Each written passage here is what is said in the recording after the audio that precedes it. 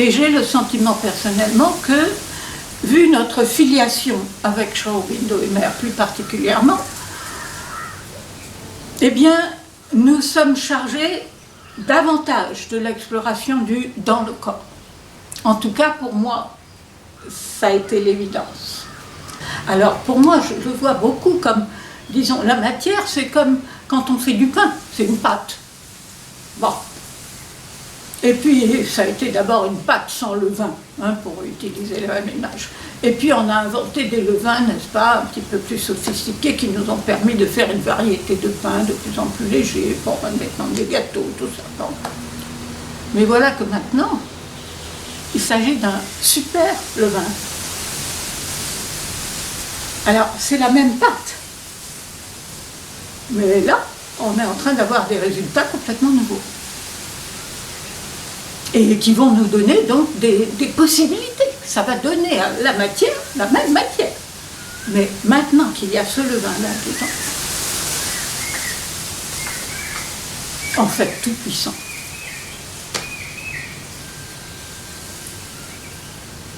Tout devient possible. Et en particulier, toute cette lourdeur, cette incapacité à répondre, cette obscurité, cette lenteur relative de la matière, du niveau corporel de notre être, comparé à la rapidité du vital, du mental, de tout ça. Alors, bon, pour ces deux lascars-là, hein, dans notre être, le corps, l'âne batté, n'est-ce pas, qu'il faut toujours attendre, le lambin, celui qui ne comprend jamais rien, c'est enfin voilà, le lourdeau, voilà. Ils n'ont que mépris et impatience pour, voilà. Et je suppose que personnellement, c'est pour ça que le divin a précipité les choses dès le début, pour que spirituellement je sois prête, qu'il y ait le passage clair pour les inspirations, les intuitions avec la connaissance supérieure, et en même temps un être psychique bien en place, bien installé, parce que c'est seulement ça qui sait s'occuper correctement du corps. Ni le mental, ni le vital ne font autre chose que d'être des tyrans constamment pour le corps, et l'obliger constamment à faire des tas de bêtises qui leur plaisent à eux, mais qui n'ont rien à voir ni avec la vraie santé du corps, ni avec une vraie inspiration, n'est-ce pas? Et même quand le mental commence à s'illuminer, bon, c'est le psychique, avec l'amour divin, qui a la qualité d'amour en nous, qui peut vraiment aider le corps et ses cellules. En plus, c'est le psychique, et c'est seulement ça en nous, qui est éternel, qui passe de vie en vie. Le vital et le mental, qui sont des agrégats d'habituelles pensées, d'habituelles réactions, d'habituelles connaissances, etc. Tout un voilà, bon, hein, de couleurs plus ou moins jolies, selon le genre d'idées qu'on aime nourrir autour de soi, ou le genre d'émotions et de réactions vitales, etc. Voilà, bon, tout ça nous fait un entourage qui n'est pas forcément joli, ça dépend de la qualité de ce niveau-là pour chacun d'entre nous. Et c'est seulement quand ces deux parties extérieures se laissent influencer suffisamment par le psychique et commencent elles-mêmes à se tourner vers le divin, alors elles commencent à se tenir un peu tranquilles et à fiche la paix un peu à ce pauvre corps. Mais sinon, ça n'arrête pas. Et pendant longtemps, aussi dans mon cas, bien que centralement tout ça soit heureusement solidement en place, etc., il y a aussi toute une partie qui prend du temps, qui est que le vital et le mental finissent de s'assagir, finissent de s'ouvrir, finissent de perdre leurs habitudes stupides,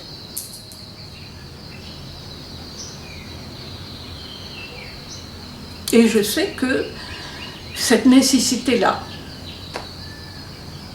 de s'occuper aussi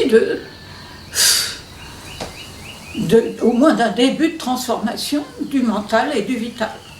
Ça a fait perdre du temps dans une certaine mesure au corps, parce que le corps était encore trop sous l'emprise des ordres habituels donnés par ces deux-là. Et puis petit à petit, ça c'est une des choses les plus magnifiques que j'ai vues, depuis environ 3-4 ans.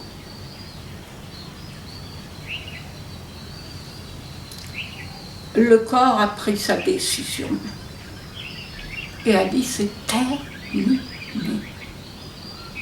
Je ne vous oublie plus, je ne vous obéis plus. Maintenant je ne reçois mes ordres que du divin, que de l'être intérieur. Et ça a été un moment capital. Et on n'imagine pas à quel point ça peut changer les choses, parce que avant, par habitude, n'est-ce pas, de se considérer comme le serviteur obligatoire de toutes les fantaisies qui passent par le mental et le vital de cet être, de l'être dont il constitue le corps, eh bien le corps, voilà, il obéit, même si ça doit être pour les pires conséquences à son sujet. Mais dans le processus de l'éveil de la conscience du corps et de ses cellules, il arrive un moment où le corps dit non, c'est terminé. Cet esclavage à ces deux tyrans ignorants, c'est pas qu'il leur en veut, il s'en fiche, mais c'est fini, ça ne va plus continuer. Le corps prend ses décisions pour lui-même, pour sa propre vie, pour ce qu'il veut faire de sa propre existence. Et il veut la mettre au service du divin, parce qu'il n'y a que ça qui vaut la peine. Et ce moment-là est d'une beauté.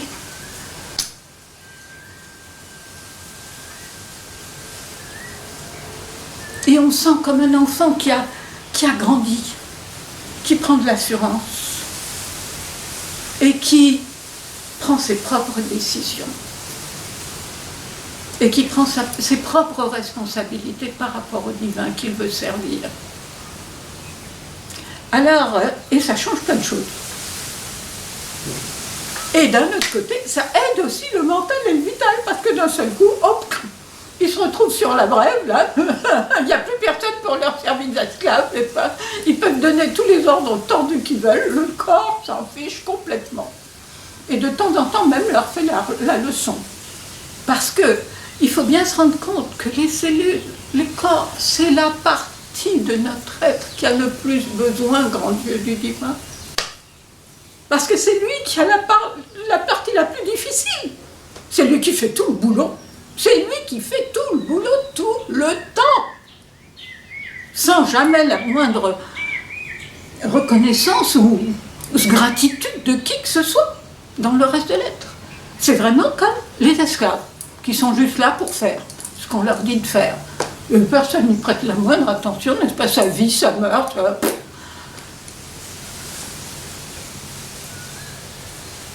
Or, c'est aussi le divin. Le divin qui a accepté de jouer ce rôle-là.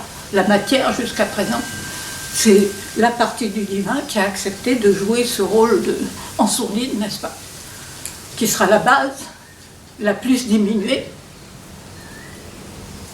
mais la plus indispensable, puisque c'est voilà, sans un corps, eh bien, on peut être tout ce qu'on veut conscient, on ne peut pas interagir avec les autres objets matériels et faire, voilà, c'est un corps exactement comme il faut, quand on veut aller sous l'eau, il faut un scaphandre, quand on veut aller sur la Lune, il faut avoir aussi un autre genre de scaphandre, n'est-ce pas?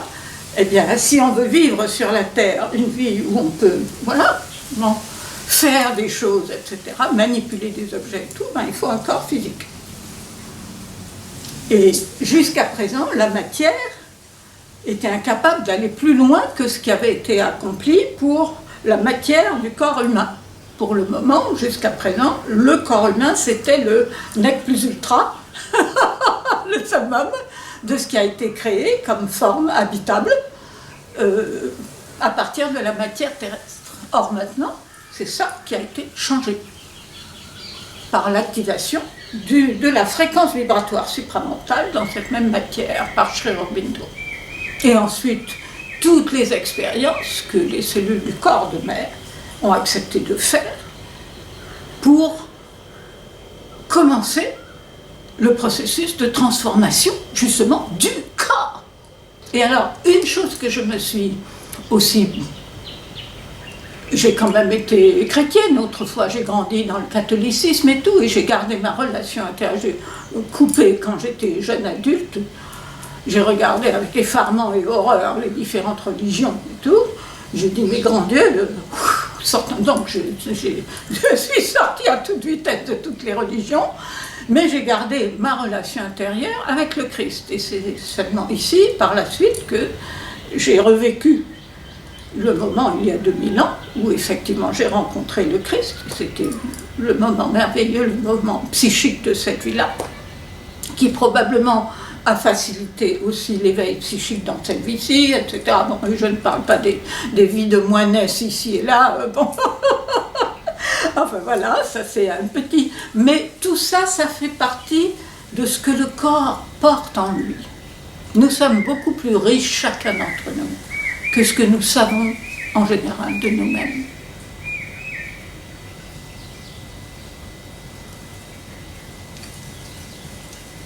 Alors, cette immortalité de l'âme,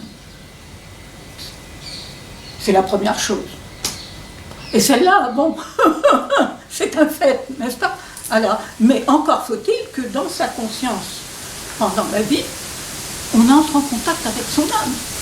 Parce que si on ne reste conscient dans sa conscience humaine ordinaire que du mental, du vital, de toutes ces choses de surface et tout, eh ben, on passe à côté de la partie éternelle. Et donc la conscience de soi qu'on avait pendant cette vie-là, ben, ma foi, elle se dissout. Bon, avec quelques rares moments éventuellement qui auront été plus profonds, qui auront touché, que la partie psychique aura réussi à... Elle aura réussi à participer à ces moments-là, particulièrement intenses d'une vie ou d'une autre. Alors donc, cette immortalité de fait, nous ne pouvons commencer à la vivre que quand nous rentrons en contact avec cette partie éternelle, qui est le vrai nous. Voilà. Alors, ça c'est la première chose. Alors on pourrait dire que c'est de l'acquis, que c'est déjà un fait. Mais pour les trois quarts des gens, ce n'est pas encore un fait vécu.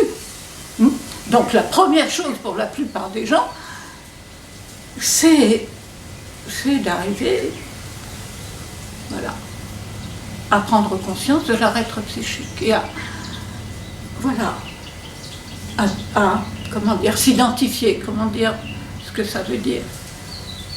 Être de plus en plus ça, et non plus l'être de surface qu'on a cru être pendant si longtemps, n'est-ce pas? Alors, c'est la première chose. Mais l'immortalité dont nous voulons parler, je suppose, au cours de ces entrevues filmées, c'est l'immortalité de plus, qui est réputée être impossible, celle du corps. Et c'est là que ça devient intéressant, parce que justement, dans ce nouveau pas évolutif, accompli par Sri Aurobindo lui-même, des portes nouvelles s'ouvrent au corps dans cette direction-là, puisque il peut enfin s'ouvrir au divin par lui-même. Par lui-même. Quelle merveille! Quelle merveille! Et les cellules et le corps n'ont presque pas d'ego. À vrai dire, hein, le mental, il est assez content de lui-même. Ah oui, bien sûr, on peut faire plus, mais il est assez content de soi, n'est-ce pas?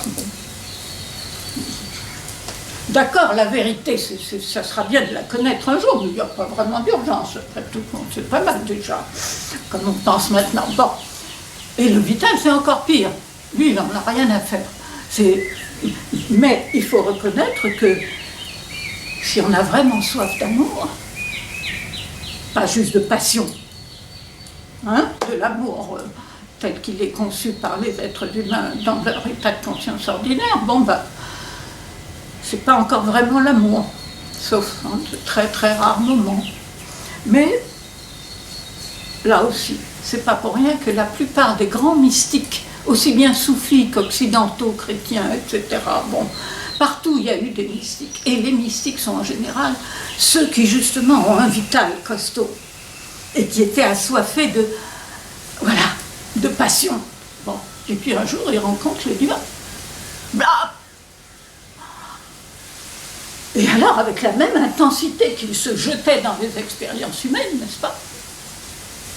Et cette intensité-là, il la rapporte sur le divin. Et ça donne des mystiques fabuleux, qui découvrent l'amour de Dieu. Alors, les gens vous parlent de bhakti, les gens vous parlent de dévotion, tout ça c'est des mots. Mais quand on le vit,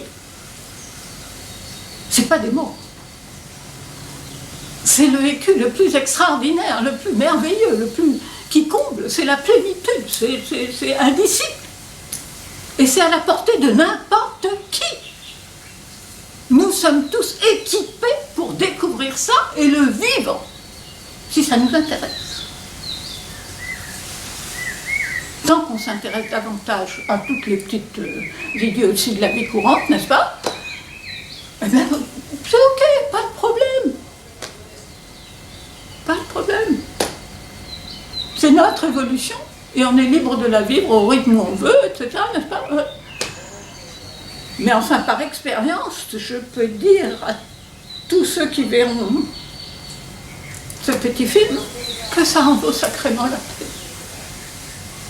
Que moi, pour ma part, j'ai constamment envie de crier sur les toits aux gens, mais si vous saviez, que c'est merveilleux. Une autre vie.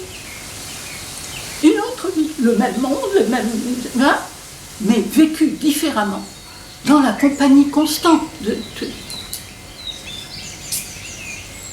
de l'amant le plus total qui soit. Et c'est comme ça que petit à petit,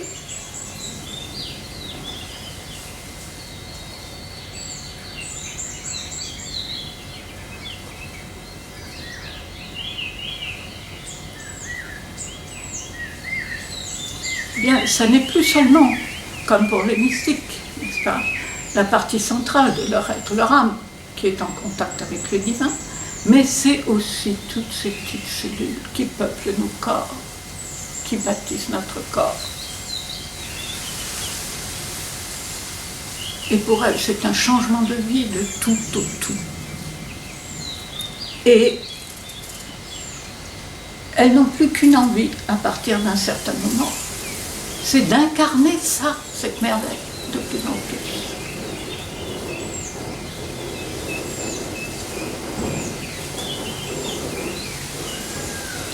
Alors, c'est ça qui, au fur et à mesure que le corps, la conscience du corps, à travers ces cellules, grandit, et qu'il n'est plus simplement un adorateur comme un enfant, puis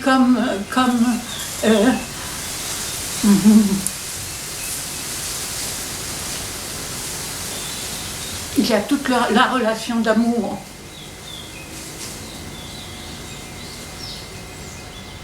Le divin est aussi l'amant éternel de notre âme.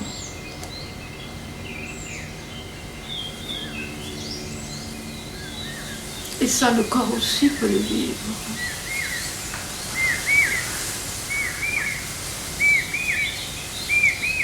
Et en même temps, le corps, dans sa conscience de corps, doit lui aussi grandir en stature. Je veux dire que il faut aussi grandir en puissance, en conscience, en vastitude de conscience, en confiance en soi, en maîtrise. Et tout ça se traduit petit à petit par des résultats concrets dans les événements de la vie.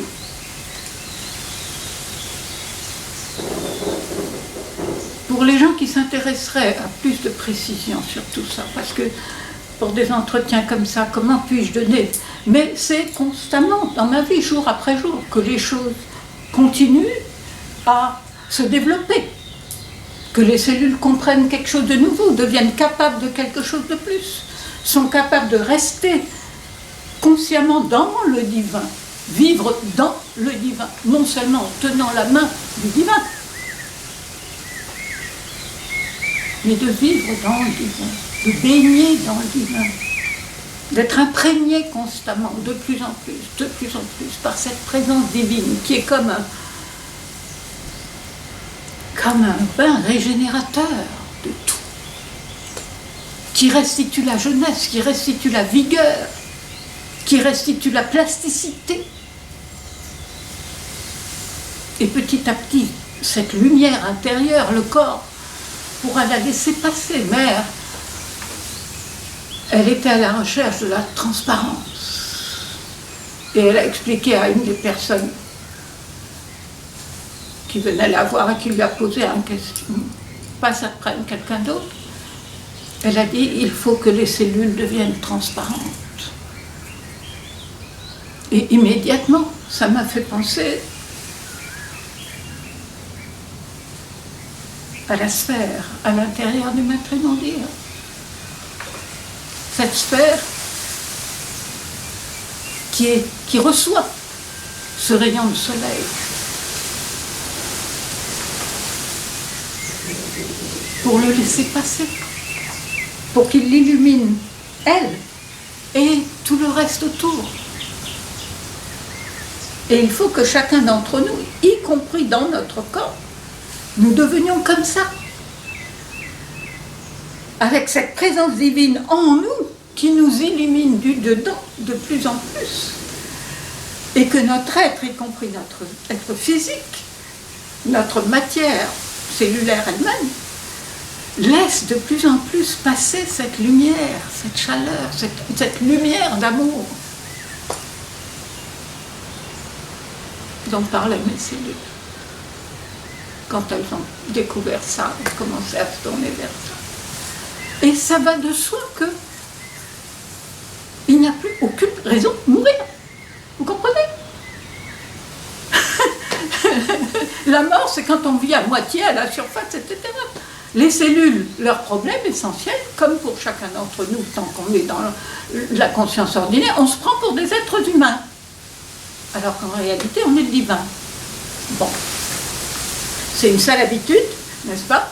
Donc, il faut du temps pour sortir. Mais les cellules, c'est le même problème, essentiellement. Elles se prennent pour des cellules. Alors qu'elles aussi, elles sont le divin. C'est ce qu'elles ont toujours été. Ce qu'elles sont pour toute éternité. Simplement, dans ce grand jeu, cette aventure de la conscience et de la joie sur Terre, eh bien, voilà. C'est le divin qui a accepté de jouer ce rôle-là pendant le temps voulu pour que... Mais maintenant, on est à l'époque où même ça change. Et le divin est en train de changer de l'intérieur, même cette partie matérielle de lui-même, dont nos corps sont faits. Et tout. Alors c'est la matière tout entière qui commence à répondre. Les objets autour de nous, le sol sur lequel nous marchons. Tout autour de moi vit, répond, sourit. Je communique avec tous les objets que j'utilise, pas seulement avec mes cellules. Alors quand je parle d'une autre vie, c'est aussi comme ça. On est conscient de tout autrement et du coup tout répond autrement. Alors, j'ai mes chutes de conscience. Hein, tout ça n'est pas stabilisé, mais tout ça devient de plus en plus constant. C'est ça qui est magnifique. Et encore une fois, je ne fais pas d'effort. J'essaye simplement d'aider mon corps, de m'aider moi-même centralement du mieux que je peux, n'est-ce pas?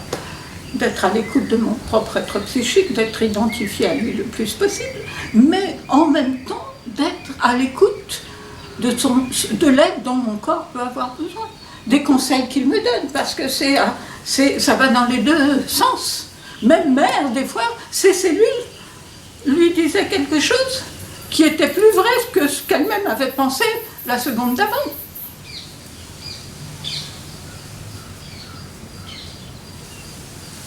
Le travail consiste aussi beaucoup à vivre ce qu'il y a à vivre. Il faut que je me garde suffisamment de temps chaque jour pour vivre même la nuit. Enfin, très souvent, je me réveille vers les 3h, 4h du matin, le corps est reposé, l'esprit est parfaitement calme. Et tout est clair. Et les idées, tout. Bon, mais il faut noter. Des rêves viennent qui sont signifiants, qui sont indicateurs. Des fois de choses que les cellules disent. Ou d'images représentant les cellules. Récemment, c'était si joli. Enfin bon, voilà, encore une fois. Et alors, il faut prendre le temps de noter tout ça au réveil. Et puis, souvent, après le petit déjeuner, comme le petit déjeuner aussi, je le fais en état de détente et l'esprit vide, etc. Bon, très souvent après. Et puis, pendant que je mange, je communique avec la nourriture que j'absorbe. Pas seulement avec mes propres cellules, mais je demande aussi aux aliments, avant de les mettre dans ma bouche, je leur demande leur accord. Et enfin, c'est une vie